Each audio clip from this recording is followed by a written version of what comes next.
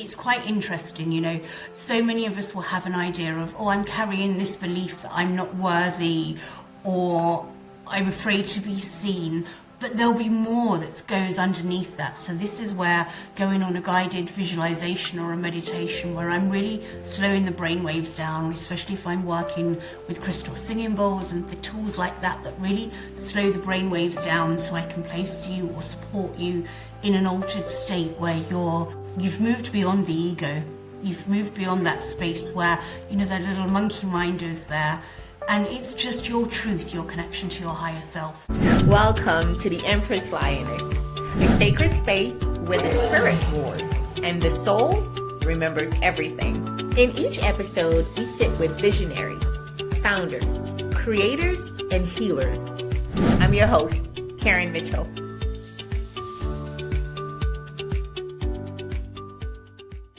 Welcome back, Radiant Ones, to the Empress Lioness podcast, the sacred space where we unearth our truth, heal with intention, and return to the throne within. I'm your host, Karen Mitchell, CEO, healer, wife, mother, and visionary behind the DOE tribe, Daughters of Enlightenment. This is where we talk power, purpose, and personal freedom. And today's guest embodies all three. Nicole Shields is a soul practitioner of peace, a woman who doesn't just preach healing, she embodies it. As the founder of Holistic Serenity, she offers a sanctuary for women to detox from the chaos of life and return to their true nature. This isn't just wellness, this is remembrance. Nicole believes serenity is not a luxury, it's our birthright. And today, she's going to show us how to reclaim it. So if you've been feeling overwhelmed, unrooted, or disconnected from your body, this episode is your invitation back to center. Let's rise. Welcome, Nicole. Oh, thank you, Karen. It's so lovely to be here with you. Thank you for having me. Thank you for joining us today. So, Nicole, your work is called Holistic Serenity. What does serenity mean to you? Not as a concept, but as a lived experience. It's a great question. To me, it's really about coming home to yourself. It's finding that stillness. I think we live in such a busy world, not just lifestyles, but also social media. It's this endless stream of being bombarded with information, with people's views, energies, frequencies. And for me, serenity is finding actually the stillness within ourselves, to allow ourselves the space to come home to ourselves. And what I mean by that is just to embrace stillness in a world where there is constant noise, and we're expected to feed into that. Especially as women, we very rarely actually take time to just dial it back down to simplicity, to really just sit with ourselves, feel our emotions. You know, if we're having a reaction or an emotion or something has come up, rather than suppressing it, it's about allowing ourselves the space to really feel it and to experience it and go, okay, what are you trying to teach me? What is the message here? What's triggered me maybe, or what am I in need of? And owning that and being in a space of acceptance, loving acceptance of everything that we are and all that entails, without judgment, because I think we judge ourselves as women so much more harshly than we do other women. And I think it's really embodying a space where we just have stillness and loving acceptance. And for me, that's serenity, inner peace, stillness, acceptance, and compassion. That is so awesome. So take us back to the moment where your healing journey began. Was there a break point or a sacred whisper that told you it's time to come home to yourself, Nicole? Many. It's been a life. I I am bet. about to enter my 46th year in in the next year, and I can honestly tell you it is an ongoing journey time and time again. I must be honest, I grew up in a very progressive home. My mother was an alternative practitioner working with acupuncture, Chinese herbs, reflexology. I grew up around crystals, I grew up around sound. So for me, what we now deem as a lot more mainstream nowadays, in the 80s and the 90s, it wasn't. But for me, it was the norm. So I think, if I'm honest, I was always destined to walk this path. Um, but every time I went through, I'm going to use the term initiation. Every time I went through a heartbreak, a grief, a loss, some sort of trauma, especially as women, we carry a lot. Yes. It was an it, I want to say it was an invitation, because it is almost an invitation to alchemize that and to go through some layer of healing. And sometimes we don't, like, you tend to find, especially when you're younger, you repeat the same relationship patterns. And I most certainly did, this need for acceptance and love and validation. And I always went for men that were emotionally unavailable or abusive on some level emotionally. And there comes a time when you keep repeating the same patterns, and you kind of have to be like, okay, this is not an external, this is coming from the internal. So what is it that I have not dealt with, or I haven't healed, or I haven't worked through, that is attracting me or attracting these types of people towards me?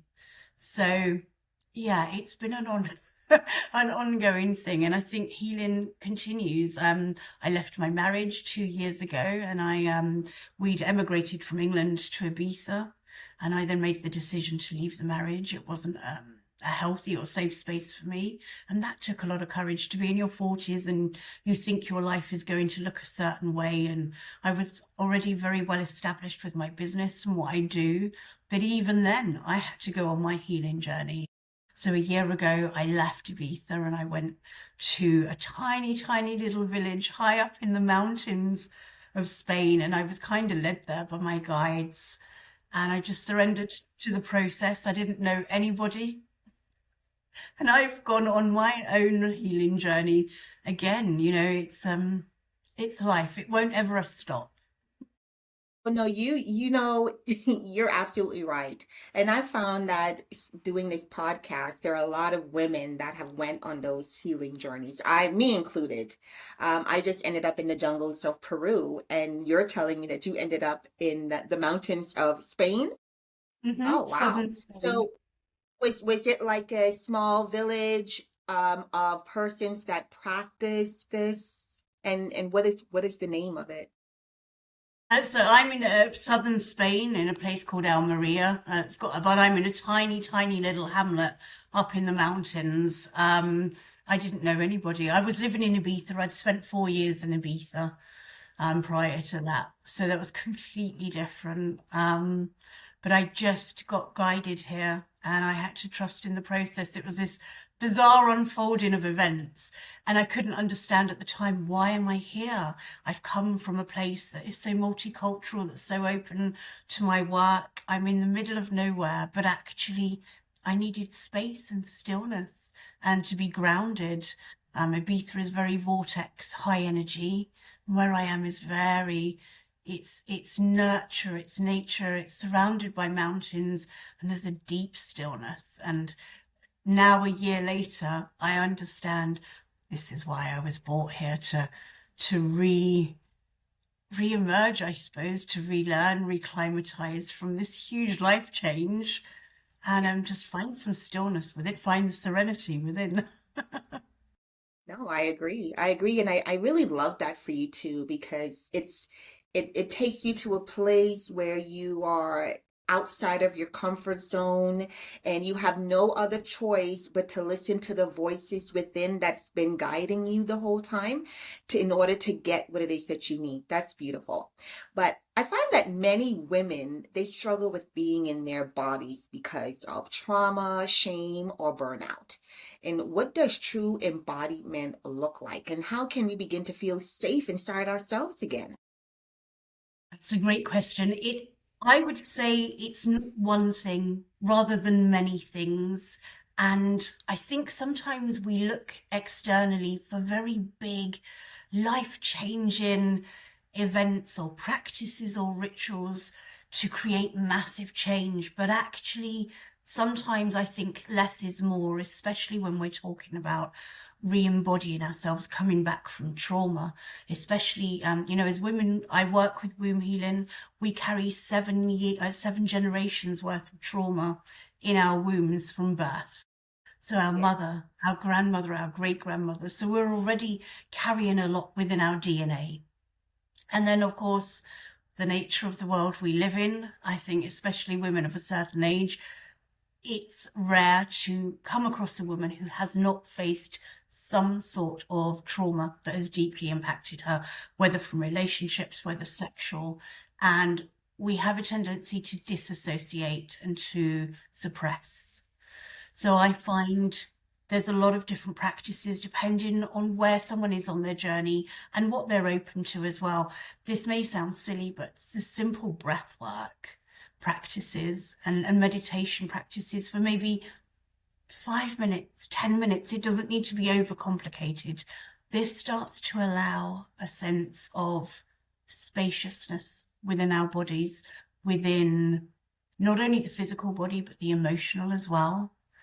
When you're working with breath work, you're just opening yourself up. Movement is something that I work with a lot, whether it's on a rebounder or just simple dance to certain tracks, especially when you're working with breath and you're working with that intention of maybe releasing a certain type of trauma. Maybe there's a specific event that somebody has gone through. It could be, a sexual trauma or a childhood trauma. When you're focusing on that and your intention is to send love and acceptance and compassion whilst moving the body, you will be amazed at how much is released and how much we hold in our hips. So doing simple things like squats, and it sounds so simplistic, but I think this is actually the key. We overcomplicate things. So doing things like that, doing meditation, for me, ritual and practice is a very big part of working through that. And by that, I don't mean something really big and huge. My last year has all been about intentional and devotional mornings. And this is kind of what I've been guiding a lot of my clients and my students through as well. And by that, I mean creating a little bit of space before you're rushing out the door, where you're mindfully having your coffee or your tea, and you're just being in stillness, being in nature, just having a moment to breathe and connect. And then I may be doing a smudge, a smoke cleanse with Palo Santo or sage, doing a short meditation or repeating some mantras or affirmations that I need for the day. If it's someone working through trauma, to really maybe have the hand on the heart, one hand on the womb space, and to just close your eyes and breathe. And I'm safe, I am held, I am whole. And you will be amazed at the power of breathing those power statements into the body. What a shift that actually creates. I And then I agree. like card pull. Maybe read, pull some oracle cards for the day. What's your message? What do your guides want to tell you? Yeah. So when you add them up, it's actually very small practices. And yes, there are bigger things you can do, but to start this journey, actually, sometimes the creating the space for yourself to get used to the stillness and hearing, what is my body telling me? What are my emotions telling me? I'm really tense and angry today, or I'm really sensitive and on the verge of tears. Why is that? And it's in the stillness, really, that you sort of speak to yourself, you connect on a physical level, and you build that connection with your higher self and your intuition. And the more that you do that, you'll notice thoughts just come straight into your head. And it's often in our own voice. Especially when we're working with guides, spirit guides, for instance, or ancestors, we expect an external voice. And so often it comes in our own, so we discount it. But the more Yeah. that you embody this stillness and allow yourself the space, the more you start to recognize, oh, hang on, this is coming directly from either a guide or my higher self, and you start to recognize it. I will tell you because I'm now getting into all of that, and I believe that astrology plays a huge part in who we are as human beings, spiritually and physically. Um, and with that being said, you spoke about oracle cards and spirit guides, and I honestly believe, because I will tell you, they led me here. I I am just surprised by how it's working out when I stop and I do my meditation and I do my affirmations and just take a minute to breathe and appreciate being in the world as a human, but also connecting to my spirit energy. What do you say to people that think that, astrology is not the blueprint, the book for a new child? Because they always say you didn't come with manual, but you did come with a manual. I believe that we all came with manuals. Um, and what do you say to persons that believe that spirit guides and oracle cards are evil? Oh, that's a very good one. I think that this touches on religion. My belief is, and I work very much with Mother Mary, Mary Magdalene. They are a big part of my daily practice. And they existed, and Mary Magdalene and Yeshua or Jesus worked very much together and had very powerful teachings. And they very much taught this wisdom, this knowledge we have within us. Unfortunately, the church later came and changed everything and rewrote history. And it's not to discount anything to do with religion, because I myself have a very beautiful and strong connection with God, with Jesus, and that's a big part of my work. But I do understand that Christian teachings and Catholic teachings hold, yeah, a different view. That's not to say every single church operates that way. There's been churches where I have done sound baths with angelic Reiki, and they were very open. But if someone has been taught that, I would say go within and listen to your own intuition, because your connection to God, your connection to source, call it what you will, is so strong that you can trust whatever guidance is coming through. So really feel into that. Do I feel like connecting to God or Mother Mary or whoever you may like to work with is wrong? Does that feel bad in my body? And really connect to that and listen to what's coming in. Use your own discernment. And it's a very good question, and it's a very grey area, especially when maybe you've got somebody who's been brought up in a deeply religious family and everybody is very specific on the right or wrong. But the one thing that I can say to anybody, especially if they feel that way or hold that generational fear, as so many of us do, to go within, because ultimately that's what God has taught us through all religions. I'm there, I'm within. So you have the ability to really connect to God, to feel Him in your heart, and to feel what is right. Your intuition and your own discernment is worth something. So to trust, if nothing else, what you feel innately throughout every fiber of your being. That's great because I've been struggling with that myself. I'm originally from the Bahamas, and they say we're a Christian nation, and we are to some aspects. I am no longer religious. I used to be very much involved in the church, and I think the church, I compare it to a hospital. When you are broken, when you feel like there's nowhere else to go, I think the church is a great place to go. However, I now believe that church has become more like an entity in society where people go, you pay fees, you get involved, but you never get out. It's like checking into an hospital because you're wounded or injured and you never check out. And I believe that it was not meant to be that way when, the Bible speaks of fellowship. I believe that we were meant to be outside of the church walls. We were meant to be interacting with others that are out there hurt and injured, showing them the way.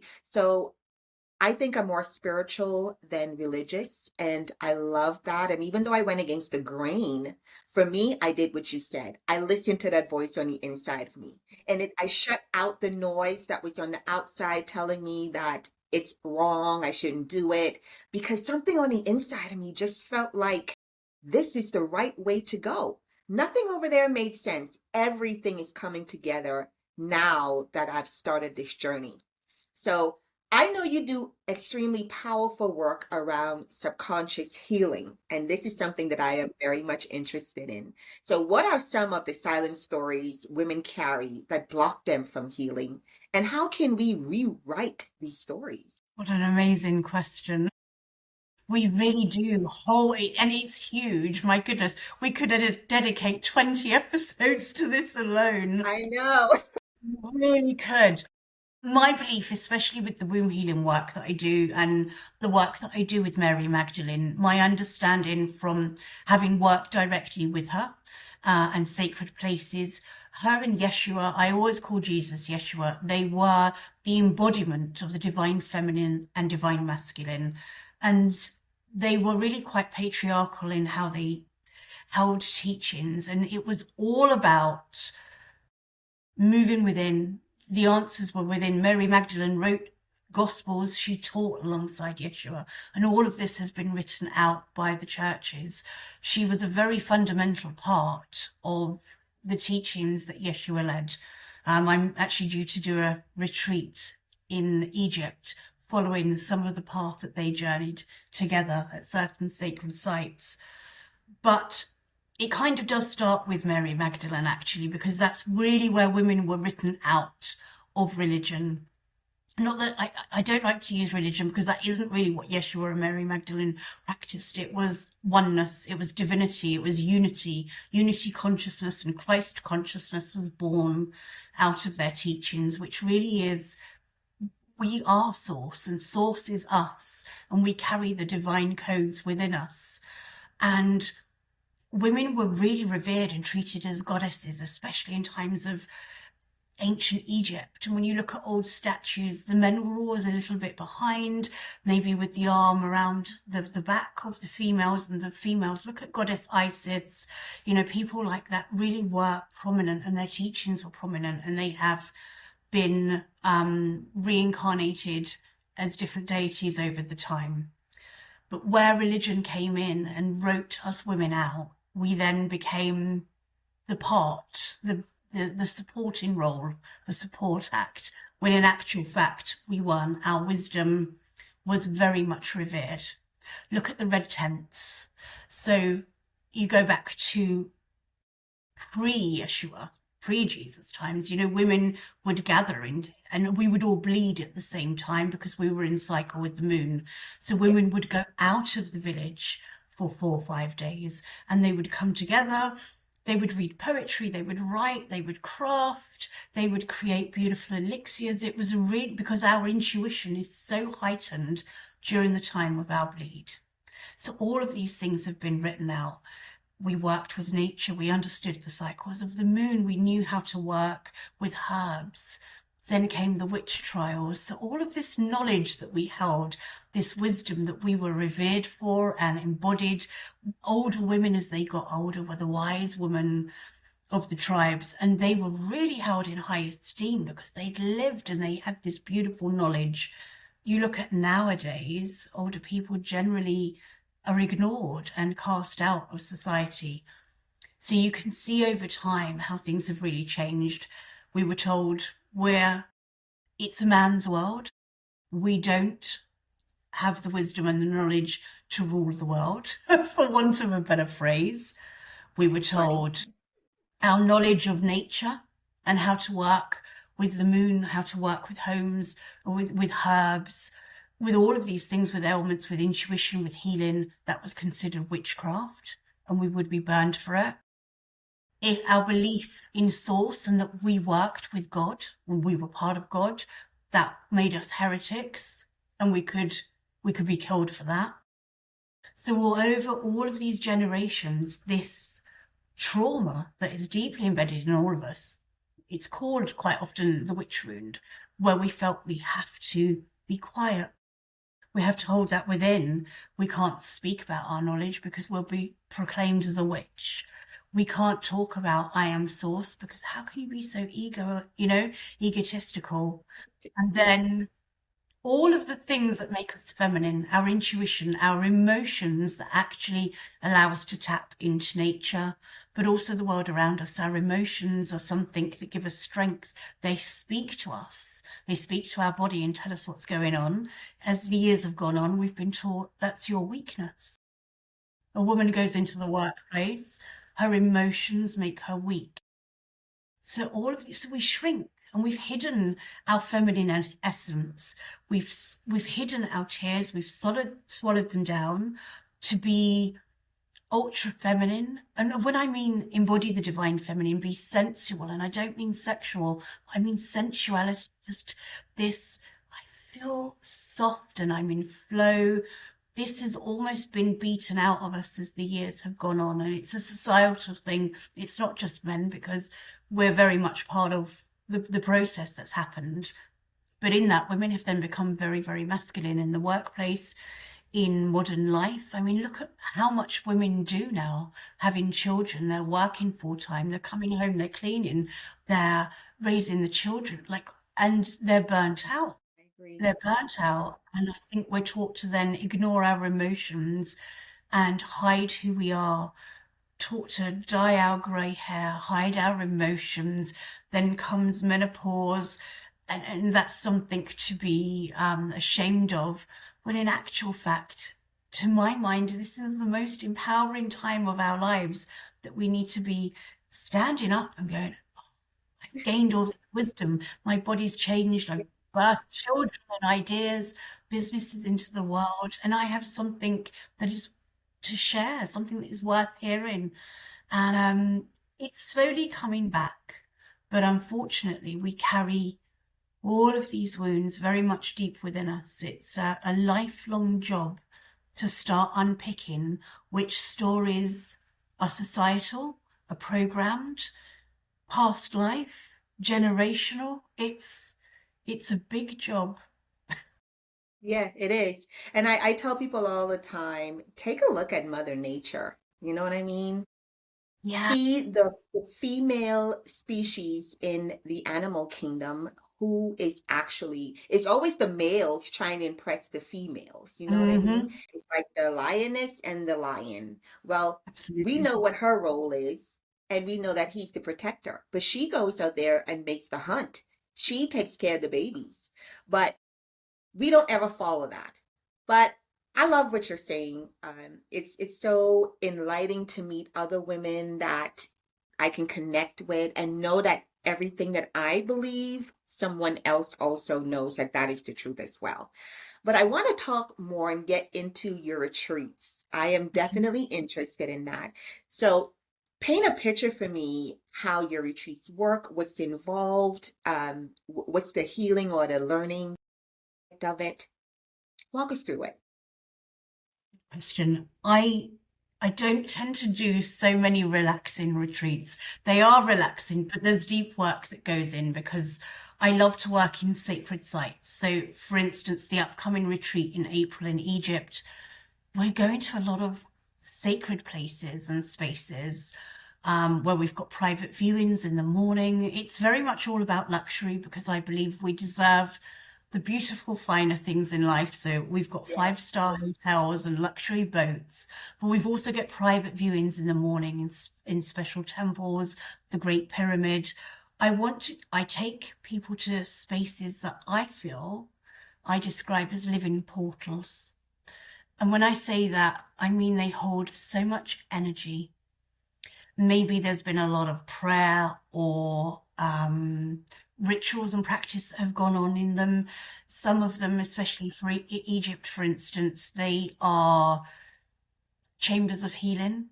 I don't want to give too much away, but there's a lot of healing work that has gone on there, and you feel it, it's palpable. So it was very important for me that wherever I'm leading retreats, they're in spaces where this energy can be felt, where you're really connecting with nature and the lands and the sacredness of the lands, whether that's in Spain, whether it's in Egypt, whether it's in Saudi Arabia. I've been working there as well. So after the visit, and we've been attuned, maybe might be a nice way to put it, to the energies of that particular space, we will then do an activation and a healing that is centered and connected to the space that we visited that day. So we can connect in, perhaps it's a temple of Isis, we connect in with her energy. I would bring in through an activation and a channeling, as well as a healing. And sometimes that involves sound. Obviously, sound and frequency are the foundation of everything that I do. A lot of it will be healing and channelings, meditations and guided journeys, but it's every day's activities and healings are connected to what we've experienced that morning, because keeping that energy container alive and allowing us to really integrate that is really important, so that we have that every day. So the Egypt one is a 10-day retreat. I do shorter ones in places like Saudi Arabia, but everything is about deep transformation. So the ones that I've done there, it's very more science-based, although it's a lot of healings and channelings. It's about improving mindset and releasing old outdated paradigms and these stories that we tell ourselves, these limiting beliefs. It's about shedding that, figuring out, who do I want to be? How does this high, embodied and emboldened version of myself, who is owning every part of her life, how does she walk? How does she talk? How does she move?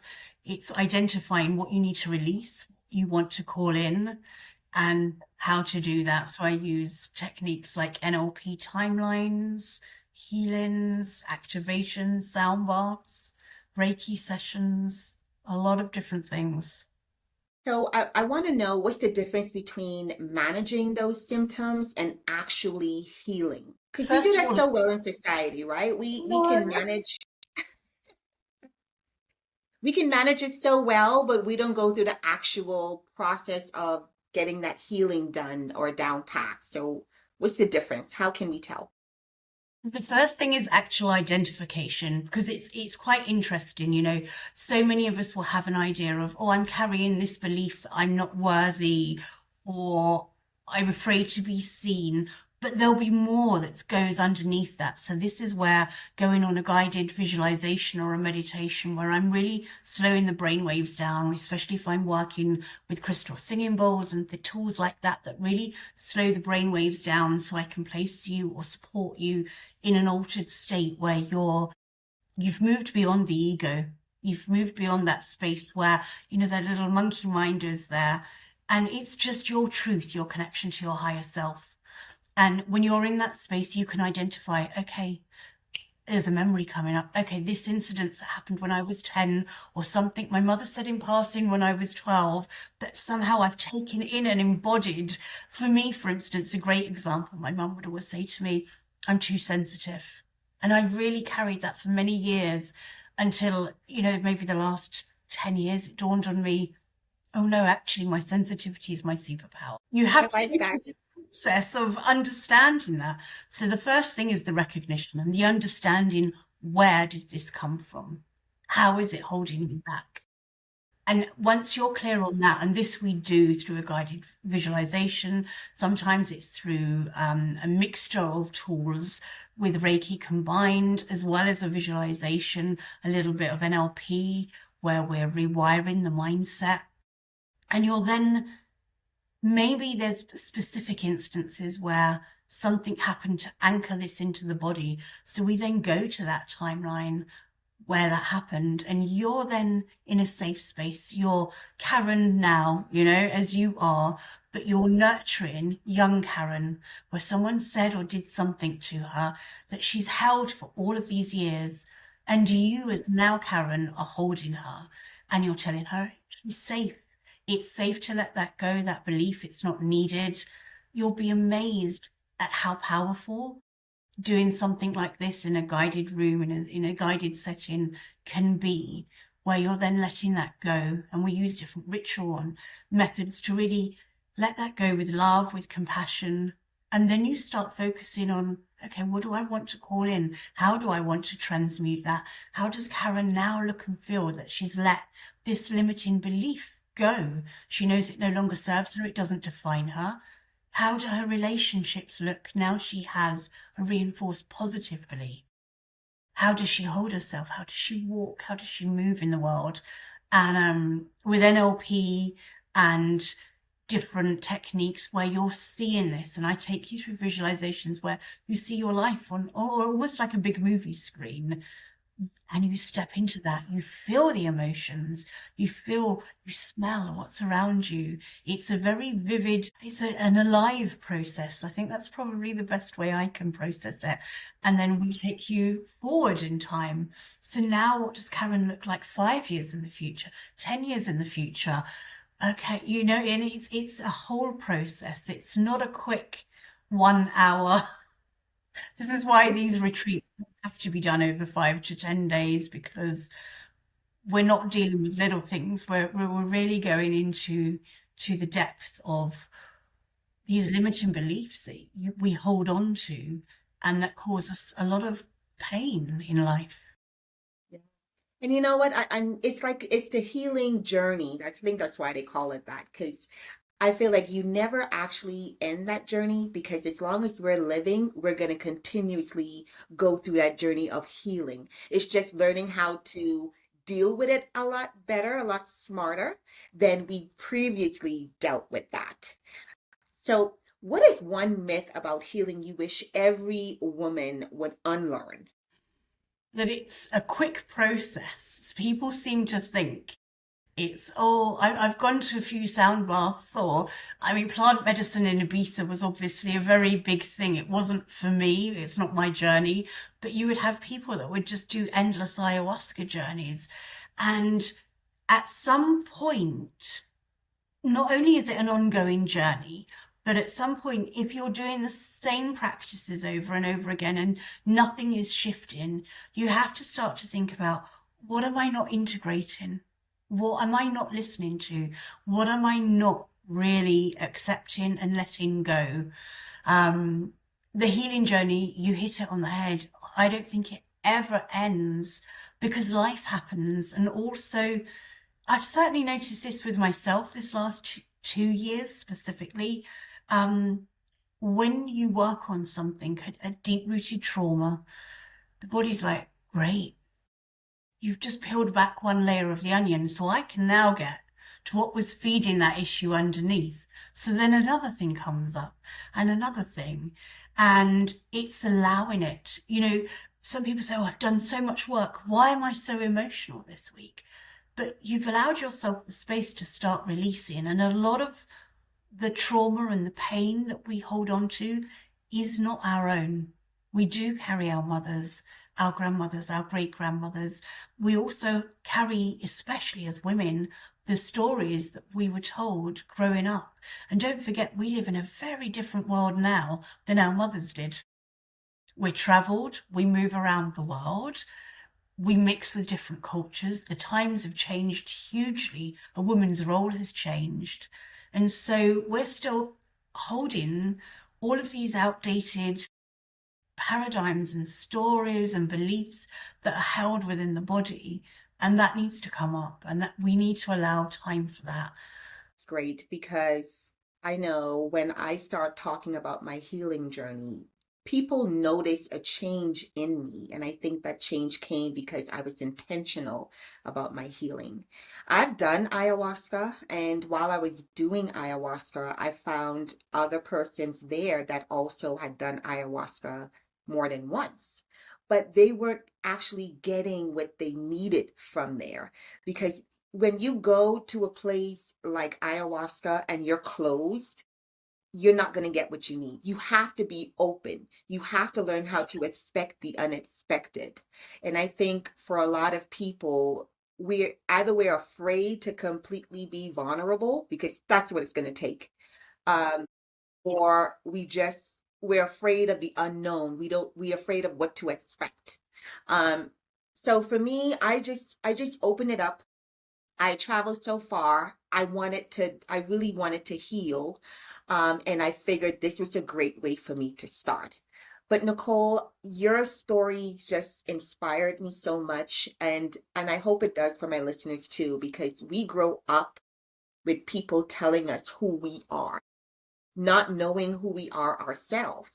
And this journey teaches us how to look within and try to figure out who we are. And I know that's something that you teach also. Is there anything else you'd like to share with us? Actually, you just touched on something really important. You said we don't know often who we are, but it's also knowing that everything that we go through, every breakup, every huge life change, every time you've pushed yourself out of your comfort zone, every loss changes you fundamentally. And if you allow yourself to be vulnerable, it cracks you open. And in the depths of despair, I find when you're vulnerable and you're open to it, the most beautiful alchemization can take place, in so much as you emerge with a lot more respect for yourself, or compassion and kindness. And it's knowing you're never going to be the same. When I left my marriage 2 years ago, I don't even know who that woman was. And the woman who arrived in these mountains a year ago, not knowing who she was, what she was going to do, how was she going to move through this process? I'm not her anymore. She changed even 3 months later. I've had so many beautiful changes this last year where I've really grown and I've gotten to know myself in ways I never thought possible. And I think it's important to know that just because you are who you are today, you're going to be someone even more expanded and more compassionate and more full of grace and wisdom in 6 months' time or a year's time, because things happen and life happens. And if we're in this fighting, maybe a friendship fall apart or a job falls apart, we often view these things as it's a terrible thing. But what if the frequency of that situation or that purpose or job or person just wasn't matching you where you are today, and that needed to fall away to make space for something new? Trust the process. I actually did Yeah. my healing a year ago as well. So this Ah, month I actually made 1 year. Yeah. And it has changed me. So I definitely identify with what you're saying. But Miss Nicole, thank you so much. Your presence, your wisdom, and your phew. unwavering serenity. You've reminded us that healing is not something we chase, it's something we choose and embody. But before we go, how can our listeners stay connected with you and your beautiful work? Oh, well, they can find me on Instagram and Facebook under Holistic Serenity Official. And my website is holisticserenity.co.uk. And there I have all the information about my online events, my in-person events, and the retreats as well. We'll go ahead and list it down there for everyone to find you. But for every woman listening, your peace is your power. Your body is your home. And your healing, that's your throne. This has been the Empress Lioness podcast. Miss Nicole, thank you so much for being our guest, and we wish you all the best. Thank you so much for having me, Karen. Thank you.